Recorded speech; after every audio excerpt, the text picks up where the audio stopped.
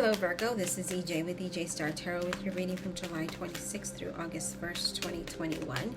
We start out with the Amazing Fool. Let me adjust this. Hopefully you'll be able to see better. I do apologize. Okay. We start out with the Fool. This is about new beginnings, new journeys, new opportunities, maybe starting your own business, maybe starting a new relationship, but really trusting that journey and being optimistic about it, being excited about it. And when we take that leap of faith, we have unexpected things happen, unexpected great things happen that allows you to grow in so many areas, whether it's relationship or business or finance or whatever it might be for you, right? So it's about trusting the path ahead and taking that leap of faith. It's almost like the universe saying, Virgo, when you take that leap of faith, I'll open the path, right? I'll open the road for you. But as long as you just think about it and you don't do it, then how are you going to experience it? But let's see, because that can change. This is a general reading. All right, Spirit, what else does Virgo need to know? July 26th or August 1st, 2021.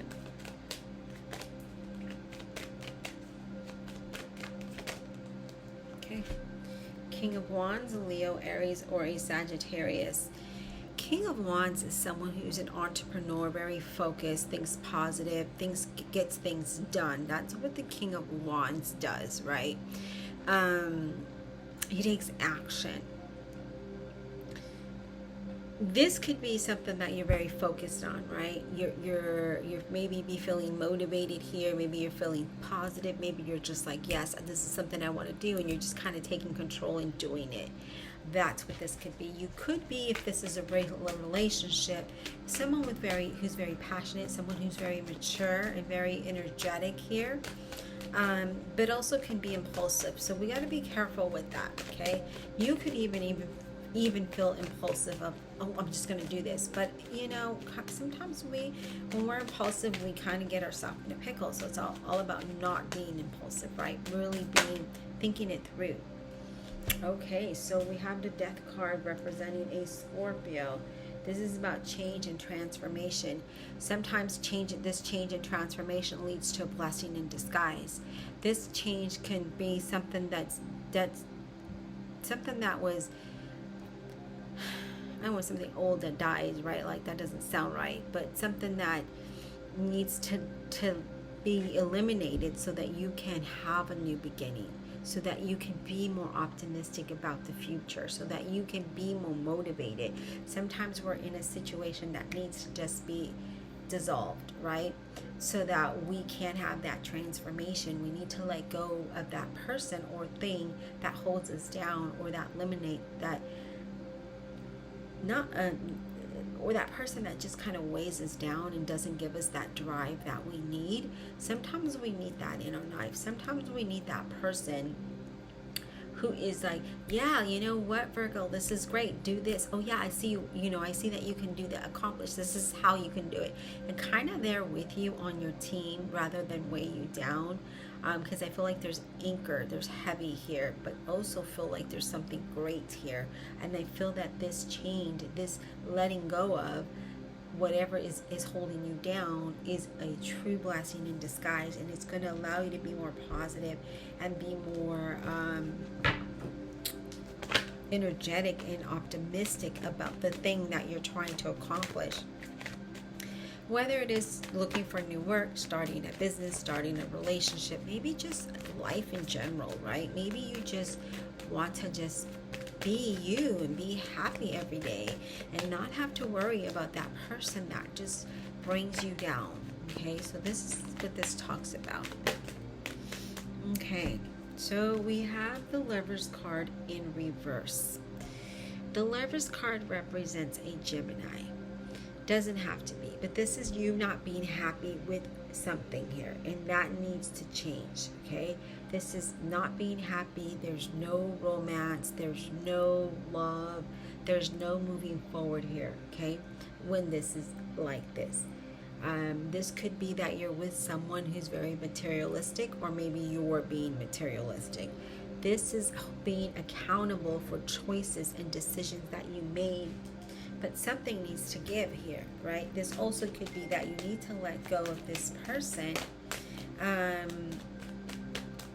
because this person just isn't, yeah, look at this, the Tower. So there's a lot of change here, Virgo, that looks like it's going to be happening for you if it hasn't already. And the Tower is about an unexpected change that ends relationships, that ends situations that are not suitable for you. This is not a time for you to be really risky with your finances, so don't be impulsive with that. Don't be impulsive with a lot of things. This ends up in divorce. This ends up in a loss of something, but it gives you an insight to a new change. And as we see, that Fool is there. The Fool is the Tower is underneath the Fool, which talks about the Tower brings a sudden change that shakes things up because you're not doing it. So the universe comes in and says, okay, Virgo, because you can't do it, I'm going to have to do this so you can have a new beginning. So your focus can change on something better, right? Because in a relationship or a situation, it's problematic, okay? So when it's problematic, it weighs you down because you're not happy. We have the Magician that talks about having confidence to take action, to manifest what you want. And you can do that, but we gotta let go of that one thing that isn't allowing you, okay? The Magician can bring new beginnings. It brings great expectations. It tells you that you have that power to take action and have the transformation here with the Death card, to go through that with confidence, and then know that your finances are going to go well, and there could be a new romance for you with this, right? It's about moving forward with your ideas, moving forward with what you initially thought you need to do in order to have a new beginning or have a different result here. Because I feel like whatever it is that you're in it's problematic. It's not letting you be the best version of you. And so Tower is going to come and dissolve that for you. And the Death card is going to say, you know what? Because the Tower came and shook the foundation, I'm going to bring a blessing in disguise. You can't see it and you won't see it right away, but you will know, after you go through the process and through that experience, you're going to look back and be like, thank you for that. This is why it had to happen, so I can be at this point, okay? We have the Seven of Wands, where we talk about being defensive, right? Or standing our ground about something. Maybe competition here. But in order for you to achieve your goals, you need to think and move in a positive way and stand up for what is yours. Okay, now this is underneath the Death card. This is saying, you know what, know that through this transformation, through this change, you need to be positive, and then things are going to move along in a very good way, okay? And you might be feeling a little out of sort while you go through that, but at the same time, look at that. 10 of Cups, extreme happiness, joy. And then you have the Wheel of Fortune that talks about things changing in your favor, right? The Wheel of Fortune's about cycles changing, and it's your time, to work in your favor. But the catch to this all is that we gotta release that thing that holds us back. If we don't, then that Wheel of Fortune cannot push us towards our destiny, because that's what that Wheel of Fortune does. It brings positive results. It pushes us to our destiny. But it also it puts us in a point of making decisions, and maybe leaving a job or a relationship because you're just not in it. You're not happy. You're struggling, right? Emotionally, mentally, financially, physically. You're struggling because, as I mentioned, there's a lot of problems in that situation. Let's go ahead and clarify. This is interesting how your reading is coming out, because it's positive, but in order to get to the positive, we got to go through this change. We got to go through this loss. We got to,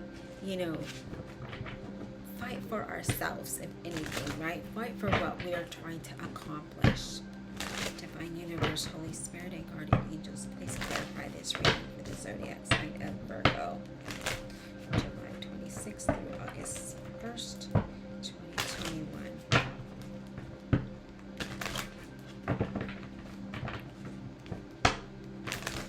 Alright. Let's talk about the Lovers in reverse. What is this about? What is this Lovers card in reverse about? Lovers card in reverse. Why is this here? What is clarity on the Lovers reverse for the zodiac sign of Virgo? Whoa, let me grab this card that fell. Trying not to hit the tripod. Okay. It was face down. We're going to shuffle again.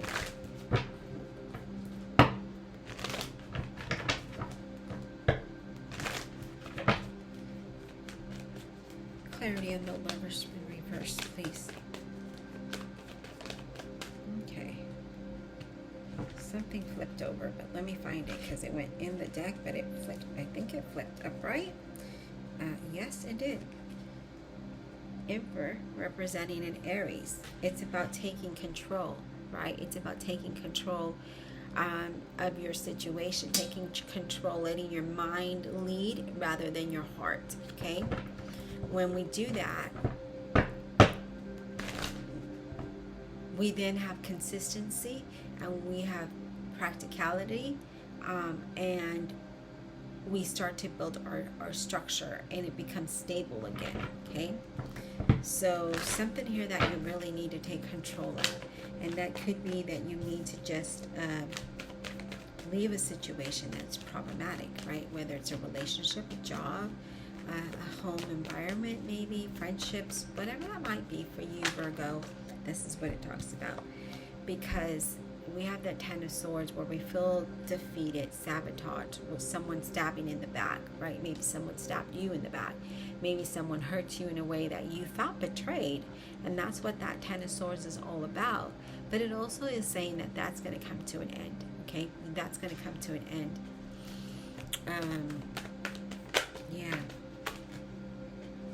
I feel you have the King of Cups, Scorpio, Cancer, Pisces, where I feel like you're not really saying much about it. You're not sharing about this. You're kind of keeping your emotions to yourself. And I feel like that's the best thing, because you don't really want anyone to really know your business, because it makes it harder for you to make the best decision. What about the Seven of Wands, please? What about the Seven of Wands for Virgo? Let's talk about the Seven of Wands for Virgo, please. Give us clarity.